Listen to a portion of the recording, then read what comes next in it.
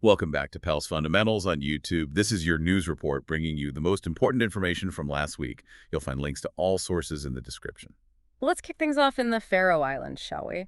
The Danish foreign minister, Lars Løkke Rasmussen, recently paid them a visit. Oh, right. I read about that. Met up with Hudny Hoydal, his Faroese counterpart, right? And the Foreign Affairs Committee, too. That's the one, but it wasn't all strictly business, though. I was going to say, it's Yeah. just kind of dry, huh? Well, he also took some time to connect with some local businesses. Oh, nice. Support the local community. Exactly, and even managed to squeeze in a concert by the Faroe Islands Symphony Orchestra, no less. Oh, wow. Fancy.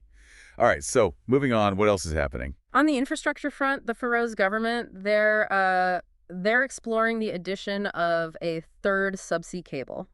Oh, so this is about redundancy then, I guess.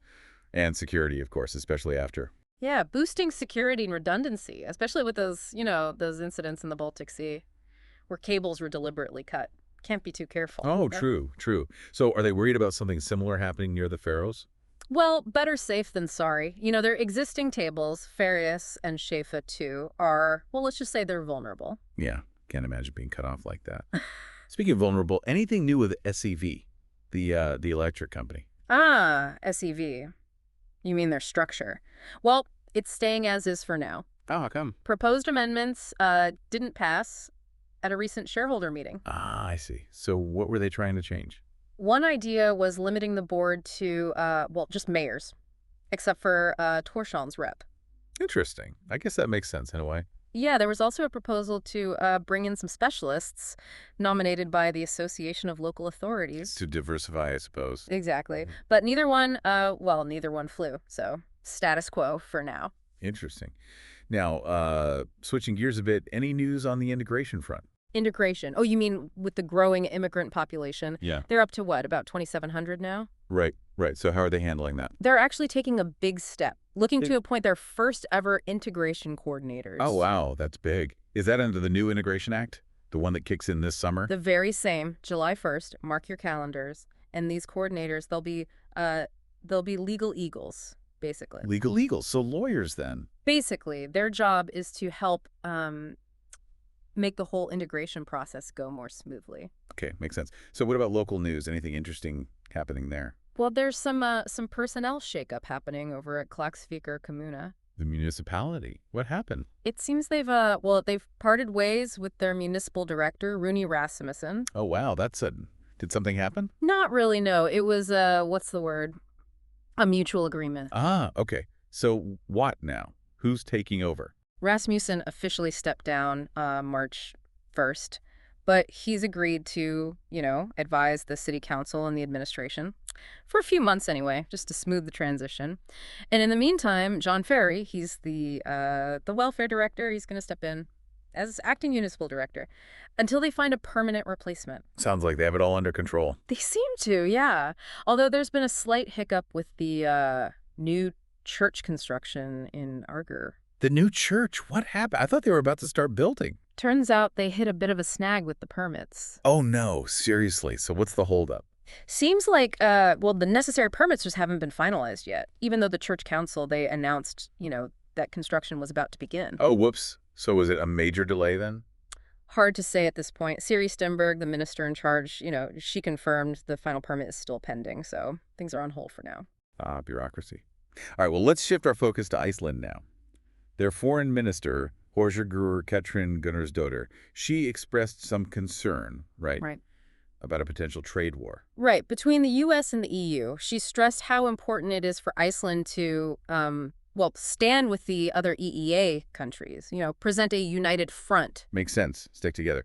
But what's she so worried about specifically? Well, the U.S., under President Trump, their policies can be unpredictable. Yeah, true that. And a trade war, well, that could have a real impact on Iceland. So she's emphasizing that Iceland needs to protect their interests, especially when it comes to potential tariffs and things like that. Protect their own backyard, so to speak. Makes sense. So, any news on the domestic front? Iceland's national hospital is facing some serious issues, actually. Overcrowding has gotten really bad. They've got like 100 patients just stuck there. Stuck, you mean waiting for something? Waiting for a spot in a nursing home, to be exact. Oh, wow. That's a lot of people. Yeah. What's the What's causing the bottleneck? Severe shortage of nursing home facilities. It's putting a huge strain on their whole healthcare system. Yeah, I can imagine. So what are they doing about it? Good question. Some people are calling it a national disgrace, urging the government to step up and do something. Otherwise, the consequences could be, well, pretty dire. Okay, so a bit of a crisis brewing there. Anything else? Looks like staffing shortages are also hitting their prison system pretty hard. Really? In what way? They're really short on guards, so the ones they do have are working crazy hours, extra shifts, you name it. It's not sustainable. Yeah, sounds tough. What about safety? Is that a concern? Definitely a concern. I mean, with fewer guards, well, things can happen. It's not just regular guards either. They're also lacking specialized staff. So it seems like there's a wider staffing crisis within the whole correctional system. Yeesh, all right. Well, hopefully they figure that out soon. Now let's move on to Greenland, shall we? Their upcoming election. It stirred up the debate again, right? About that big mine project. You mean the Quantersuit mine? It's definitely back in the spotlight. The one with the rare earth elements, right? But also... uranium. Which Yeah. is, well, it's controversial, to say the least. That's putting it mildly. Yeah. So where do things stand now? Just G. Bertelsen, he's running for the Siamut Party and also happens to be head of the labor union, SI. Well, he's come out in favor of the mine. So he's pro-mining even with the uranium. Yep. But that stance, well, it's caused some friction within his own party. Because Siamut, they had previously decided against uranium mining, so you can see how this is. A bit awkward. Exactly. And I'm guessing not everyone's happy about this turn of events. You guessed it. Vivian Mossfeldt, she's the deputy leader of Siamut. She's been pretty vocal in criticizing Bertelsen's position, says it goes against the party line, and it's creating a lot of uncertainty, especially among the folks living in South Greenland, where the mine would actually be. Right, the ones who'd be most directly affected. Well, it sounds like that's going to be a hot topic in the election for sure. Oh, absolutely. And on top of that, the Nalaraq Party, they're proposing a pretty significant change. Oh, what's that? Greenlandic citizenship. Wait, separate from Danish citizenship. That's the idea. Their argument is that it would give priority to Greenlanders, protect their rights more effectively. I can see how that would be appealing to some. But I bet it's controversial too, Oh, right? absolutely. The opposing parties, they're arguing that it would just cause division and discrimination, create a two-tier system. Yeah. But Nalaraq is pushing back. And what's their defense? They say it's not about discrimination at all. Aki Matilda Hodam, she's from Nalaraq. She insists that it's purely about safeguarding Greenlandic identity and rights, making sure they're not overlooked or disadvantaged. Okay, so a lot of passion on both sides of that issue. Definitely a complex issue. Well, let's move on to Shetland now. How are things looking there? On the up and up, actually. Construction is moving right along on the NAB redevelopment project. It's in Lurik. NAB. Remind me what that project is again. It's a housing development, a big one. They're aiming to build 145 new housing units. Wow, that's impressive. Shetland's been needing more housing, right? Absolutely. And this will definitely help, ease the pressure a bit. It'll probably come with a hefty price tag, though. It will. Millions of pounds, but you can't really put a price on, having a place to live. And the benefits, well, they're obvious, especially with the high demand for housing in the area. Yeah, for sure. So, anything else happening in Shetland? There's a funny little incident involving a skipper. A skipper. Was he, lost at sea or something? Not quite. He was initially suspected of being drunk in charge of his fishing vessel. Oh, no. What happened? It turned out to be a communication issue. Apparently, he had a very, very thick local accent, and it was distorting his radio transmissions. Oh, wow. So people thought he was slurring his words. Exactly. It just goes to show, sometimes the simplest things can cause confusion, especially at sea. Safety depends on clear communication. Absolutely. Well, on that note, let's shift our attention to the UK. Prime Minister Starmer, he's hosting a big meeting in London, right?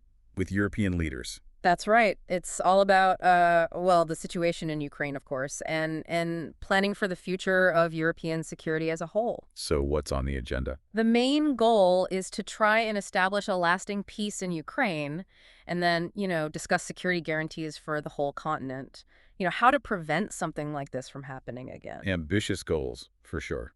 Think they'll make any progress? Well, that remains to be seen, but the fact that they're even having this meeting is a good sign, I think. Some people are even calling it potentially historic, given what's at stake. The future of European cooperation and security. It's a big deal. Definitely a lot riding on this. All right, well, we've covered a lot of ground today. We have, haven't we? But stay tuned, because we still have more to discuss. Indeed we do. Okay, so before we move on, let's get a quick weather update for the Faroe Islands. What was it like last week? Oh, pretty standard fare for this time of year. Windy, obviously. Lots of showers, some rain. So bundle up. Pretty much. Temperatures hovered between, let's see, +3 degrees C and +9 degrees C. All right, so not too bad. Not really, no. Although it looks like those conditions are gonna, well, hang around for a bit longer. Oh, really? More of the same. Forecast says, yeah, more wind, more rain. Might even see some gale force winds in there. Oof.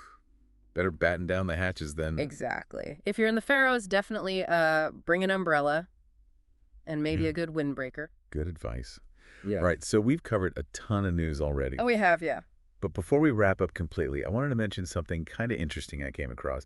Did you see that article about the ship, the Brumman? Berman. Oh, yeah. What a story, right? It's crazy how, like, something as basic as the size of a ship, can have such huge consequences. It really can. It's often the little details that matter most. So true. Well, on that note, I think we've reached the end of our North Atlantic news roundup for this week. It's been a pleasure, as always.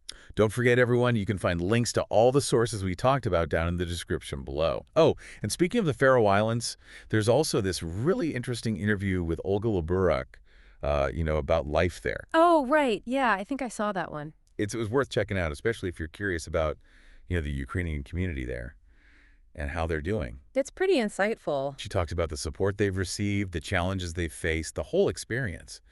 Really gives you a different perspective on Faroe society. Yeah, it's a good reminder that there's always, more to this story. Absolutely.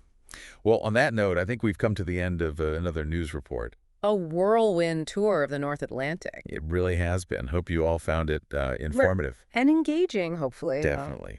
Don't forget to check out all those links down below, if you want to dive deeper into any of the stories we talked about. Until next time, stay curious.